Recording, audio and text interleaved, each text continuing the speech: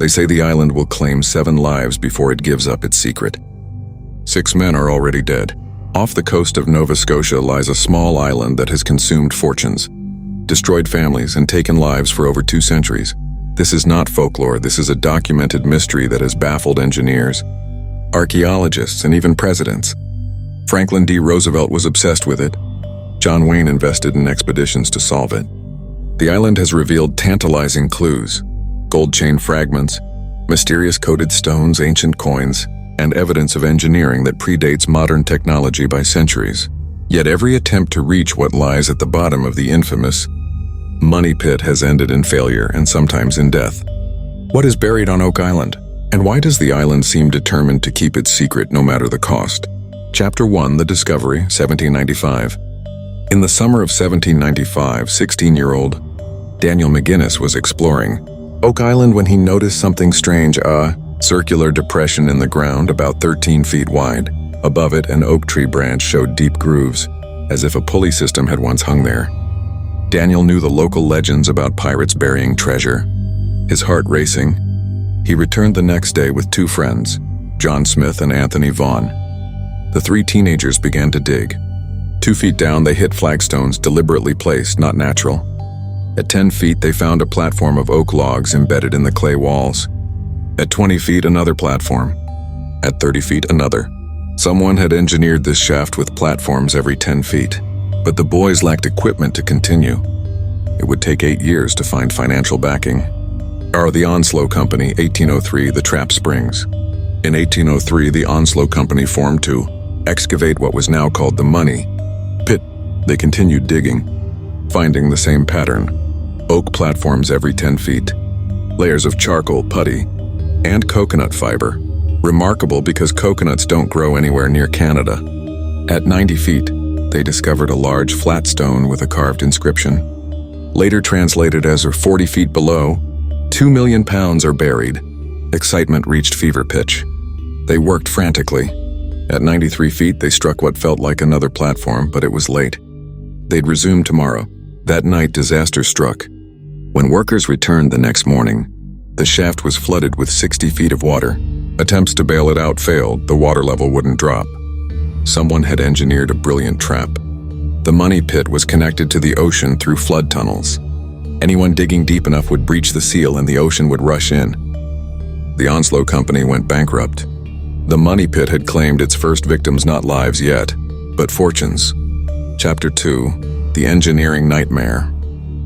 The Truro Company, 1849, gold in the drill. They needed quick access to their money.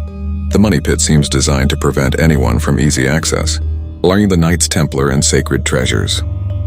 One romantic theory suggests the Knights Templar fled persecution in the 1300s and brought sacred treasures to North America, possibly the Holy Grail or the Ark of the Covenant. Carbon dating of coconut fibers shows 1200–1400 AD, and the engineering resembles medieval European techniques, but no concrete evidence places Templars in North America. Shakespeare's original manuscripts. A literary theory proposes Francis Bacon buried proof he wrote Shakespeare's plays. The parchment fragment found in the Money Pit supports this, but it requires believing not only the authorship conspiracy, but that someone undertook this massive project to hide that evidence, or Spanish or French royal treasure. Military engineers from Spain or France might have hidden royal treasure or military payroll. The sophisticated engineering suggests governmental resources. Spanish gold from South America or French treasure fleeing revolution could explain the value. Brewster natural formation skeptics' view. Skeptics argue the Money Pit is a natural limestone sinkhole. Flood tunnels are natural formations, and people see what they want to see. However, this struggles to explain deliberately placed artifacts, parchment, inscribed stones, and clear human engineering. Only Chapter 5: Modern Investigation. Aubrey, the Lagina brothers. In 2006, brothers Rick and Marty Lagina purchased controlling interest in Oak Island. Their treasure hunting efforts have been documented in The Curse of Oak Island.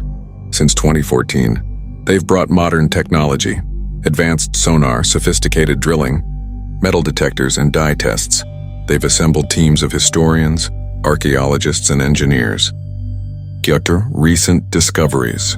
Dendrochronology. Wood samples date to the 1600s or earlier, supporting pre-18th century activity. The stone wharf. Discovery of a constructed wharf suggests significant maritime activity. Metal fragments. Various artifacts including old coins, worked metal, and controversial items like what some claim is a Roman sword. The swamp excavations revealed ship timbers, suggesting a vessel was deliberately sunk, but why? Carbon dating materials range from the 1200s to 1700s, suggesting multiple periods of activity. Each season produces tantalizing discoveries, pottery fragments, metal pieces, anomalous radar readings but never definitive proof. Chapter 6, the scientific evidence. Modern science has brought data previous generations couldn't obtain. Carbon dating. Coconut fiber dates to 1200-1400, 80 centuries before the supposed 1795 discovery. Either the fiber predates the money pit, or the money pit is much older than believed. Metal analysis. Copper coins, lead items, iron fragments showing medieval forging techniques, brass and bronze from various time periods and locations. Ground-penetrating radar. Multiple underground anomalies, possible void spaces, linear features that could be tunnels. DNA analysis. Confirms materials originated far from Oak Island, supporting long-distance transport theories. Water analysis. Confirms ocean connection. Trace minerals showing water passes through specific rock formations. The scientific data confirms significant human engineering occurred on the island but can't prove what was buried or who built it. But Chapter 7, the personal cost. The Restall family. Mildred Restall lost her husband and son in the same horrific moment. After 6 years living in poverty on Oak Island, chasing her husband's dream, she left with her surviving children. In later interviews, she spoke without bitterness. She understood her husband's drive, even though it cost her everything. Pursued Dan Blankenship, a lifetime obsession. Dan Blankenship first visited Oak Island in 1965, just after the Restall tragedy. He moved there and spent over 50 years investigating, raising his children on the island. His most significant work was Borehole 10X, a 235-foot shaft where he claimed to see evidence of a hand, body, and wooden chests via underwater camera. Dan died in 2019 at age 95, on the island where he'd lived for over half a century, never having definitively solved the mystery but having contributed more than almost anyone in history. Cursed Oak Island fever. The real curse isn't just death, it's obsession. Oak Island fever has destroyed families and marriages, bankrupted wealthy investors, consumed entire lifetimes, driven people to financial and mental ruin. Even those who don't actively hunt treasure become obsessed. Researchers and enthusiasts spend years developing theories and analyzing evidence, unable to let the mystery go. Going about Chapter 8, the unanswered questions. After 200+ years, critical questions remain. Who built it and when? Carbon dating ranges from 1200s to 1700, multiple groups across centuries, or old materials used in later construction. What is actually buried? Treasure? Documents? Religious artifacts? Nothing at all? How deep does it go? The deepest confirmed excavation reached 170 feet, but evidence suggests it might go deeper. How many flood tunnels exist? At least 2 systems identified, possibly more. Why make it impossible to access?